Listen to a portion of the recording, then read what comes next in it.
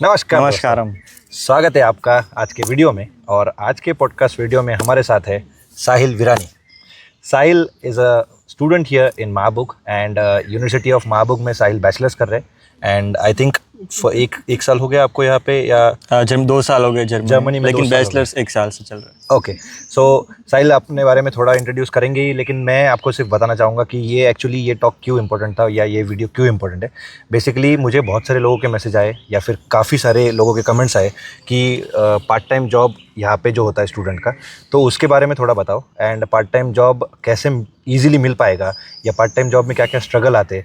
And this video is not only about part time but working student हो गया, part time हो गया, या फिर work student, part time and mini jobs हो गए। तो फिर ये सारी चीज़ों का एक हम लोग कलेक्टिवली एक डिस्कशन हम लोग करेंगे। एंड आपको ये बताना चाहूँगा मैं कि इस वीडियो से आपको इन्फॉर्मेशन ये ज़रूर मिलेगी कि आपने किस डायरेक्शन में आगे बढ़ना है। ये नहीं है कि ये वीडियो देखने के बाद हम लोग 100% गारंटी लेते हैं कि आपको जॉब लगी जाएगी, बट इतनी गारंटी लेते हैं कि आपको इन्फॉर्मेशन सारी मिल जाएगी कि यहाँ पे सिस्टम कैसा है, एक बात दिखा सकते हैं मतलब। हाँ, तो 2 साल में साहिल भाई ने जो यहाँ पे सीखा है, यहाँ पे क्या गलतियाँ की है, जो चीज़ें उन्होंने यहाँ पे किया है, वो आप हमारे साथ शेयर करो। और thank you for coming here first of all. And थोड़ा प्लीज़ सबको अपने बारे में बताइए। First of all thank you for having me on your channel. ठीक है।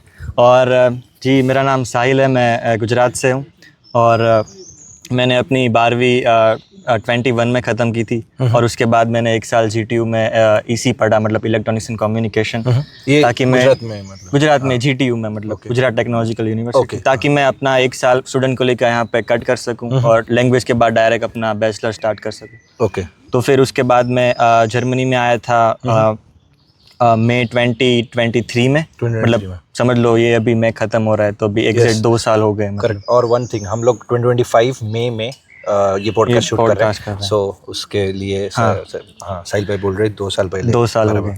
तो फिर उसके बाद मैंने यहाँ पे आके 1 साल लैंग्वेज पढ़ी, मतलब 2 सेमेस्टर। और उसके बाद से मैं अभी मैं करंटली इनरोल्ड हूँ अपने 2nd सेमेस्टर में कंप्यूटर साइंस इंफॉर्मेटिक्स के। ओके, बैचलर्स और महाबुग यूनिवर्सिटी के अंदर। और इस तरीके से चल रहा है। सही है। तो फिर आपका जो यहाँ पे कोर्स है, तो इस कोर्स का ड्यूरेशन कैसा है? एंड आपको बैचलर्स के लिए कितने टाइम के लिए आप कॉलेज जाते हो, या फिर आपका कैसा है मतलब यहाँ का स्टडी पैटर्न कैसा है? जैसे हमारे यहाँ पे फुल टाइम कोर्स होता है, अगर डिग्री करते हैं इंडिया में तो आपको पूरा ही दिन उसमें पूरा ही दिन मतलब 5 डेज अ वीक आपको करना पड़ता है। तो यहाँ का थोड़ा सिस्टम कैसा है वो भी बताओ। देखो, यहाँ पे भी मतलब जैसे मास्टर स्टूडेंट्स का रहता है कि आप मॉड्यूल सिलेक्ट करते हैं, उसके बाद यूनिवर्सिटी विजिट करते हैं, मतलब अपने हिसाब से कि हमने 2 मॉड्यूल उठा लिए, 3 मॉड्यूल उठा लिए और उसके हिसाब से यूनिवर्सिटी जा रहे। ऐसा जैसे इंडिया में रहता है कि शेड्यूल आपका फिक्स है, 5 दिन हफ्ते में जाना है, 11 से 5 या फिर जो भी टाइमिंग होगा वो। लेकिन यहाँ पे ऐसा नहीं, अपने हिसाब से मॉड्यूल सिलेक्ट करेंगे आप और जाएंगे यूनिवर्सिटी। और जैसे कि बैचलर्स मोस्टली जर्मन में रहता है, तो मेरा प्योर जर्मन में ही है। आपका बैचलर्स जर्मन में? प्योर जर्मन में है। तो मतलब आपको जर्मन भी मतलब C1 लेवल जो मिनिमम रिक्वायरमेंट है, ऐसे नहीं कि आपको बहुत ज़्यादा आ रहा है, वो मिनिमम रिक्वायर्ड है। उसके बाद ही आपका एनरोलमेंट होता है कि करेक्ट। वो तो रिक्वायरमेंट जैसे यूनिवर्सिटी के कोर्स की रिगार्ड वो रिक्वायरमेंट ही है, मतलब बेसिक। मैं काफ़ी लोगों को बोलता हूँ कि मेरे को C1 आती, बोलता है तुमको बहुत ज़्यादा आता है। नहीं, मेरे को मिनिमम रिक्वायरमेंट है जो मेरे अपनी फुलफिल की है। नहीं, एक्चुअली कैसा है, हम लोग जॉब के लिए आए हुए हैं, तो हम लोग जब जॉब के बारे में सोचते हैं या फिर कोई भी चीज़ के बारे में सोचते हैं, B1 इज लाइक B2 हम लोग मतलब C1 वाले को तो हम लोग ऐसे समझते हैं ये जर्मनी हो गया। हाँ, वही तो इसीलिए सब लोग आपको ऐसे बोलते हैं। वो मैं समझ सकता हूँ, बट आपको फिर मतलब जैसे C1 आपने बोला कि आपको करना ही पड़ा, तो आपको इंडिया में ही C1 आपने कंप्लीट करके यहाँ पे आए थे? नहीं, जैसा मैंने बोला कि यूनिवर्सिटी मेरी चल रही थी, मतलब 21 में मेरी बैचलर्स मतलब 12th ख़त्म की। करेक्ट। उसके बाद मैंने अपनी 1.5 साल एक्चुअली में एनरोल रहा GTU के अंदर, और उसी दरमियान मैंने B1 तक की सर्टिफिकेशन ली थी इंडिया में। मतलब और उसके बाद मैं यहाँ पे आया, और यहाँ पे मार्बुक के अंदर स्टूडेंट कलीग का एक है, उसके अंदर लैंग्वेज डिपार्टमेंट है, उसके अंदर मेरा एनरोलमेंट हुआ एज अ लैंग्वेज स्टूडेंट। और उसके बाद मैंने वहाँ पे पढ़ाई की, और उसके बाद एग्ज़ाम्स के बाद मेरा हो गया इंफॉर्मेटिक्स BSc में एनरोलमेंट। ओके, सो आपने बेसिकली जर्मन लैंग्वेज के हिसाब से अगर बोलूँ मैं तो C1 B1 तक इंडिया से किया था, एंड B2 एंड C1 आपने यहाँ पे नहीं इतना आसान नहीं रहा। हालांकि मैंने आपके जैसा ही सोचा था कि B1 मेरा हो गया है, B2 और C1 कर लूँगा। लेकिन जनरली जो इंडिया का B1 है वो समझ लो यहाँ का A2 A2.1 के बराबर है। ओके। क्योंकि हमने बस एग्जाम पास किया उतना ही हमको आता हाँ, है। मतलब जितना एग्जाम के लिए रिक्वायर हाँ, हमको हम बोल नहीं पाते वगैरह नहीं कर पाते। तो एक्चुअली यहाँ पे लैंग्वेज कोर्स के अंदर आपको as a language student enrol होना है, तो यहाँ पे एक एग्जाम देनी है, आपको प्लेसमेंट टेस्ट देनी है। Okay. तो वो मैंने दी थी, तो उसमें मेरा A2 लेवल ही आया था, मतलब कि स्टूफत स्वाई। और मैं मतलब चौंक गया था कि यार मैंने B1 की है, मेरे को A2 में क्यों एडमिशन दिया, मतलब मैं ये नहीं कर सकता, मेरे को आगे के लेवल में दोनों। मैंने बात भी की, फिर मैंने सोचा चलो जो मिला है उसमें लेते। फिर मैंने अपने साथ वाले लोगों से बात की, तो कोई अपने अपने कंट्री से गए थे, B2 लेके आया था। एक बंदा था उसके पास तो जर्मन लिटरेचर के अंदर मतलब पूरी डिग्री थी, बैचलर्स डिग्री अपने होम कंट्री से। वो मेरे साथ लेवल 2 में बैठा हुआ है। हालांकि उसकी वोकेबलरी अच्छी होगी, लेकिन उसके पास फ्लुएंसी, ग्रामर की जो एफिशिएंसी वो सब नहीं था। तो उसके इसमें एडमिशन मिला। तो उसके बाद मैंने स्टूफत स्वा यानी कि A2.2 किया, और उसके बाद मैंने B1 किया, और मतलब यहाँ का स्टूफत रहा है। और उसके बाद मैंने मतलब छोड़ दिया, क्योंकि यहाँ पे बहुत कोर्सेज महंगे, मतलब पर वीक 100 यूरोस देने हैं आपको पर वीक के। और इंटेंसिव कोर्स है, मतलब दिन में 4 घंटे जाना है। लेकिन वो मेरे लिए बहुत महंगा था, तो मैंने मतलब ये एक सेमेस्टर के बाद छोड़ दिया। और फिर उसके नेक्स्ट सेमेस्टर मैंने खुद से यूट्यूब देख के या फिर दोस्त लोगों से हेल्प लेके, मतलब जो मैंने बनाए थे, हाँ, रेडियो सुनना वगैरह, वो सब करके एग्जाम प्रिपरेशन करके मैंने खुद से एग्जाम दे दी। और ऊपर वाला का शुक्रिया कि मेरा हो गया। ओके, तो आप अभी C1, हाँ, C1 सर्टिफाइड, टेल्क C1 मेरा कंप्लीट, टेल्क C1 का सर्टिफाइड साहिल भाई है। ओके, ये तो ज़बरदस्त कहानी है। क्योंकि क्या होता है ना, बहुत बार हम लोग जब लैंग्वेज के बारे में सोचते हैं, कि मैं इंडिया से बहुत सारे लोगों से सुनता हूँ कब कितना तक मेरे को पढ़ना है। हाँ, ये बहुत कॉमन क्वेश्चन, बहुत कॉमन क्वेश्चन। ये सब लोग पूछते हैं कि अरे यार मेरा C1 हो गया, सॉरी A2 हो गया, तो मेरा हो जाएगा, इनफ है क्या, कि जॉब के लिए इनफ रहेगा। करेक्ट। तो मैं वही बोल रहा हूँ कि जैसे मैंने सोचा था कि B1 मेरा इनफ रहेगा, लेकिन वो इनफ नहीं रहा। मैं यहाँ पे अपने आप को हार्डली इंट्रोड्यूस कर पाता था कि देखो भाई मैं यहाँ का हूँ, मैं यहाँ पे ये पढ़ने आया हूँ। हालांकि यहाँ का अगर कोई बंदा B1 अगर यहाँ पे पढ़ेगा, तो उसको ऑब्वियसली मेरे से बहुत ज़्यादा मतलब उसको नॉलेज होगी इसके लैंग्वेज की, और बोल पाएगा। तो ऐसा नहीं है कि आपने A2 कर लिया, आपने समझ लो आपने A1 की। ओके, जो भी लेवल आप कर रहे हो उससे एक लेवल कम ही। आप इंडिया में अगर B1 कर रहे हो तो समझ लो कि आपको A2 आ रहा है। ओके, बट वही है, मतलब अगर आप जर्मन लैंग्वेज के बारे में क्वेश्चन पूछ रहे हो, ट्राई एंड मेक श्योर कि आपको बोल पाते हो और समझ पाते हो। ये दो चीज़ें यहाँ पे मुझे लगा कि जो सबसे इम्पोर्टेंट जो है। भले ही आपको लिखना नहीं आता तो फिर चलेगा, एंड लिसनिंग का तो इतना, मतलब लिसनिंग मतलब वही अंडरस्टैंडिंग है, बट लिखने का इतना टेंशन नहीं है। चैट जीपीटी है या फिर इंग्लिश ट्रांसलेशन। और वैसे भी अगर आप रेस्टोरेंट में जा रहे हो तो वहाँ आप कुछ लिखते नहीं हो, वो जो बोलेगा वो मतलब आपको सुनना है। स्पाइस कार्ड देगा, वो देख के आपको सिर्फ बोलना है आपको और सुनना है। मतलब यहाँ पे लिखने का वो सब इतना टेंशन नहीं है। करेक्ट। सो यस, तो ये क्योंकि मैंने आपको इसलिए पूछा कि ये अभी हमारा टॉपिक तो पार्ट टाइम का था, लेकिन ये लैंग्वेज का आपको पता ही होगा, मतलब आपको मतलब यहाँ पे सबको ही पता है लैंग्वेज कितना बहुत डिफिकल्ट टास्क है यहाँ पे। सो मेरा सबसे पहला क्वेश्चन है, काफ़ी इंपॉर्टेंट क्वेश्चन, कि why is it so hard to find a job as a work student in Germany. मतलब आपको क्या लगता है कि यहाँ पे क्यों इतना डिफिकल्ट हो रहा है स्टूडेंट्स के लिए, डिस्पाइट ऑफ बैचलर्स और डिस्पाइट ऑफ मास्टर्स, स्टूडेंट्स के लिए पार्ट टाइम जॉब मिलना क्यों मुश्किल? देखो, स्टूडेंट्स के लिए तो पर्टिकुलर इसीलिए इतना हार्ड है क्योंकि फर्स्ट ऑफ ऑल कि बहुत ज़्यादा स्टूडेंट्स हो गए अभी लास्ट एक साल के अंदर। बहुत ज़्यादा इंडियन स्टूडेंट्स या फिर इंटरनेशनल स्टूडेंट्स जर्मनी में आ गए, और एडिशनली की जॉब्स भी उतनी कम होगी। और जैसे समझ लो कि ये मार्बुर्ग वाला जो सिटी है, तो छोटी सिटी होगी तो वहाँ पे अपॉर्चुनिटीज भी बहुत कम रहेगी। करेक्ट। जैसे इंटरनेशनल सिटी नहीं है अपना मतलब फ्रैंकफर्ट, बर्लिन जैसे। हाँ, वहाँ पे मतलब आपको इंग्लिश लैंग्वेज आती है, जर्मन कम आती है, तो आपका हो गया। यहाँ पे आपको अगर जैसे कि मेरे को C1 जैसी जर्मन आती है, लेकिन फिर भी मेरे को रिजेक्शंस आते हैं यहाँ पे रेस्टोरेंट्स में कि भाई हमको दूसरा मिल गया या फिर ये कोई मिल गया वगैरह वगैरह। तो इसीलिए बहुत हार्ड हो जाता है यहाँ पे एज ए स्टूडेंट्स जॉब ढूंढना। क्या कि क्योंकि समझ लो 10 जॉब्स है लेकिन 100 एप्लीकेंट्स है, और उसमें 100 में से अगर किसी को 9 बंदे को जर्मन आती होगी तो वो हो गए।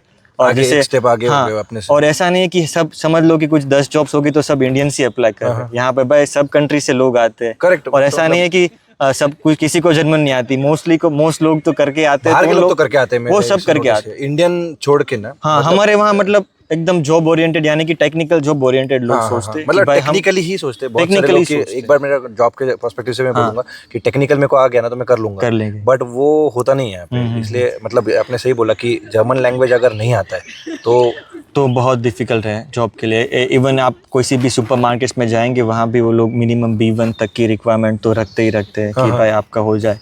ओके इस तरीके से। तो ये जो मतलब जैसे हमारे यहाँ पे फुल टाइम जब हम लोग अप्लाई करते हैं जॉब के लिए, तो हम लोग मतलब जॉब डिस्क्रिप्शन में क्लियर कट दिया जाता है कि fluency in German and English is okay to have, या फिर ऐसा। तो ये जो फ्लुएंसी इन जर्मन को आप किस स्टूफा तक या किस लेवल तक डिफाइन करोगे, या फिर आपको क्या लगता है कि पार्ट टाइम जॉब के लिए कितने लेवल तक रहेगा तो आपके लिए ईजी है? नॉट मैं बोलूँगा कि हो ही जाएगा, बट नहीं देखो, मैं इजी इन द सेंस में बोल सकता हूँ कि रेस्टोरेंट्स ले लो आप, सुपरमार्केट्स ले लो, या फिर दूसरी कोई भी चीज़ ले लो जहाँ पे आपको थोड़ा बहुत अपने एम्प्लॉयज़ के साथ इंटरेक्शन करना है। जैसे लॉजिस्टिक्स में तो नहीं रहता उतना, लेकिन जैसे आपको अपने किसी कलीग्स के साथ, कस्टमर के साथ इंटरेक्शन करना है, तो मैं सजेस्ट करूंगा, या फिर जो मेरे को लग रहा है पर्सनल एक्सपीरियंस है, वो है A2 से B1 के बीच में लेवल। मतलब B1 मान के चलो आप, लेकिन यहाँ का मतलब तो फिर वहाँ का B2 या फिर B1 तक वहाँ का अगर आपको है तो यहाँ पे आपको मुश्किल ही नहीं होगी। ओके मतलब easy to say that B1। हाँ, मतलब समझ लो कोई जॉब डिस्क्रिप्शन है, उसमें लिखा है कि भाई लैंग्वेज प्रोफिशिएंसी हमको चाहिए कि भाई मतलब कि भाई बात कर सके, इस तरीके से अगर लिखा है तो आप उस जॉब को कंसीडर कर सकते हैं अपने लिए कि भाई मेरे को इतना आता है। ओके अगर समझ लो आपको A1 आती है तो आप ऑब्वियसली वहाँ बंदे को पता ही चली जाएगा, पहले इंटरव्यू में पता चल वो लोग सर्टिफिकेट नहीं मांगते। यहाँ पे लोगों को लगता है कि भाई मैं B1 का सर्टिफिकेशन ले लूँ, आप पढ़ भी लो, वो भी ना। हाँ, ये काफ़ी इंपॉर्टेंट चीज़ है कि बहुत सारे लोगों को क्या लगता है कि मेरा गोए थे हो गया B2, अब मेरा हो गया। बट क्या होता है ना कि मेरा एक दोस्त था यूनिवर्सिटी का, एक जस्ट छोटा एग्जांपल है, मेरा एक यूनिवर्सिटी में दोस्त था, उसका C1 हो गया था, इंडिया से C1 करके आया था, बट वो बहुत शाय बंदा था, तो एक्चुअली शाय था। And the second thing is कि उसको बात करने में थोड़ा डरता था। नहीं, वो तो रहता है। तो वो इसके वजह से ना क्या होता है कि C1 भी आप कर लो, बट आप अगर बात नहीं कर पाओगे तो वो C1 का भी कोई यूज नहीं। इसलिए फिर लैंग्वेज अगर करो तो ये याद रखो, यहाँ पे आके बात करो जर्मन में, जो होगा। हाँ, जो जिससे भी बात करना है, कोई यहाँ पे आपको जज नहीं करता, कुछ नहीं, बिंदास बात करो। मतलब हाँ, वो बड़ी अच्छी चीज लगी मेरे को कि मैं जब नया आया था तब मैं इतना बोल नहीं पाता था, और लैंग्वेज क्लास में। और यहाँ की एक मैं बहुत इंटरेस्टिंग बात बताऊं कि अगर आप A2 लेवल भी पढ़ रहे हैं, जैसे मैं पढ़ रहा था यूनिवर्सिटी में, तो टीचर्स इंग्लिश में बात नहीं करते, वो एक्चुअली जर्मन में हमको पढ़ाते, लेकिन वो धीरे धीरे बोलेंगे, सिंपल वोकेबुलरी यूज करेंगे। अगर कोई हार्ड वोकेब यूज कर लिया तो वो हमको समझाएगी इसका मतलब ये होता है वगैरह वगैरह।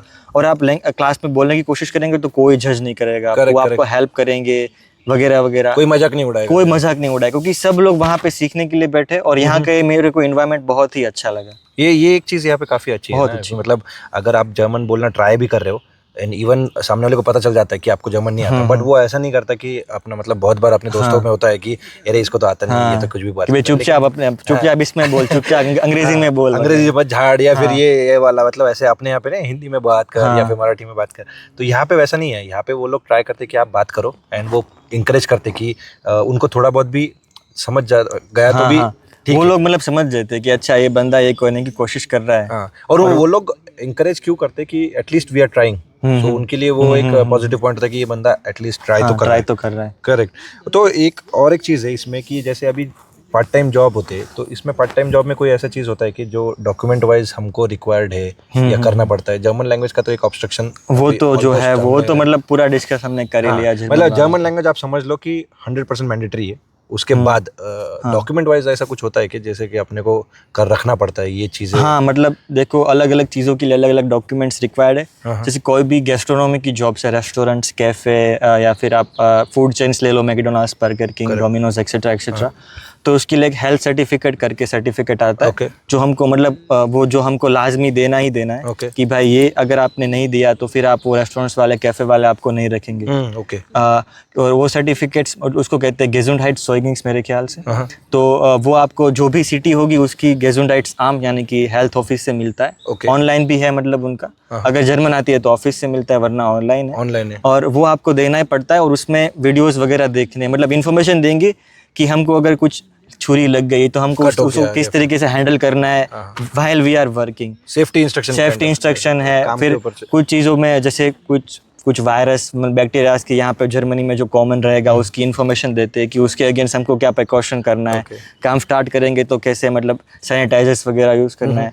और जैसे आप अगर कोई रेस्टोरेंट्स में गए होगे तो आपने नोटिस किया होगा कि वो साइड में वो लगे रहते हैं सैनिटाइजर की चीज़ें। तो एम्प्लॉय के लिए भी, मेनली एम्प्लॉय के लिए भी होती, तो वो इसी वजह से होती है कि जैसे वो बंदा लॉबी में से बाहर आया किचन में से, तो उसको सैनिटाइज करके बाद में लॉबी में जाना है, अंदर जा रहा है तो सैनिटाइज करके बाद में अंदर जाना है। हाँ ओके, तो ऐसा नहीं कि मतलब आ गए और फिर डायरेक्ट काम चालू कर दिया, नहीं नहीं नहीं नहीं, रेस्टोरेंट में पूरा खास करके प्रॉपर take care मतलब करते वहाँ हैं। पे रखता है। हाँ हाँ हाँ। तो ये गेजुंडाइट जो सर्टिफिकेट होता है, हेल्थ सर्टिफिकेट, तो इसमें कुछ कॉम्प्लिकेशंस तो नहीं है ये इसमें? नहीं, तो बहुत आपको- सिंपल है। मतलब इसके मतलब सिटी के हिसाब से 15-20 यूरो लगते हैं सर्टिफिकेशन के। 3 मंथ की इसकी वैलिडिटी रहती है। लेकिन इस 3 मंथ के मतलब यहाँ इसका भी ऐसा भी है कि समझ लो आपको मतलब ये बोल दिया कि ये एज ए रिक्वायरमेंट है और आपने अभी निकाल लिया, लेकिन आपने जॉब स्टार्ट की ढूंढने की 2 महीने 3 महीने बाद, तो वो एक्सपायर हो जाएगा, बराबर, तो फिर से करना पड़ेगा। लेकिन एक्चुअली अगर आप ये 3 मंथ के पीरियड के अंदर कोई जॉब ढूंढ लेते और समझ लो बाद में समझ लो कि कोई बंदे ने अभी सर्टिफिकेट किया, उसने 6 महीना मैकडॉनल्ड्स में काम किया सर्टिफिकेट देके, अभी वो छोड़ रहा है और बर्गर किंग में जा रहा है, तो ये तो सर्टिफिकेट उसका एक्सपायर हो गया। बराबर। तो अभी उसको क्या करना रहता है कि ये सर्टिफिकेट में मैकडॉनल्ड्स वाले लिख देते हैं कि इसकी प्रिकॉशंस का जो भी ध्यान रखा था वो लिखा हुआ है, और फिर वही same expire certificate burger king में चलता है, लेकिन with the annotations of the current जो भी प्रीवियस एम्प्लॉयर है उसका होना चाहिए। लेकिन अगर आपने निकलवा लिया सर्टिफिकेट और कोई काम नहीं किया है, तो फिर वो आपका एकदम एक्सपायर हो गया, फिर वो आपको दोबारा से करना पड़ेगा। हाँ okay okay, so employer to employers चल हाँ, सकता है, इस तरीके से आगे- चलता आगे है। चल हाँ, सकता इस तरीके है से वो। चलता है। ओके, तो ये अच्छी बात है, मतलब ये डिफिकल्टी लेवल उतनी नहीं है जितनी बाकी सारे डॉक्यूमेंट्स में हाँ, आपको क्योंकि चाहिए। ये जनरल सर्टिफिकेट है, क्योंकि यहाँ पर जनरली रेस्टोरेंट्स काफ़े में अपने इंडियन स्टूडेंट्स को मैंने बहुत देखा। मैंने पर्सनली भी मैकडॉनल्ड्स में यहाँ पे अपने बानॉफ पे काम किया था, तो ये बहुत नॉर्मल है। मतलब ये सर्टिफिकेट्स ऑलमोस्ट मोस्टली लोगों के पास रहता और है। ये फ्री होता है या फिर पेड होता है? नहीं, मैंने जैसे 10 से 15 यूरो या मैक्सिमम 20 यूरो, सिटी के ऊपर डिपेंड करता है। अच्छा। मतलब उस हिसाब से। Okay, super. तो दूसरा एक चीज़ कि अभी जैसे आपने मतलब हम लोग डॉक्यूमेंट पे आ ही गए, तो फिर जैसे अगर मैं पार्ट टाइम के लिए अप्लाई कर रहा हूँ, तो ये जो सीवी होता है, जैसे फुल टाइम का तो मुझे पता है, आइडिया आ गया, पार्ट टाइम या फिर वर्क स्टूडेंट, और इनको भी सीवी भेज के ही करना पड़ता है? हाँ, मोस्ट लोग सीवीसी मांगते हैं। जैसे आप कहीं भी चले जाओ, अब मतलब अगर आप रूबरू पूछने चले गए कि भाई यहाँ पे जॉब्स है कि नहीं है, तो वो लोग वही बोलेंगे कि भाई हमको सीवी दे दो और बाद में हम आपको कांटेक्ट करेंगे।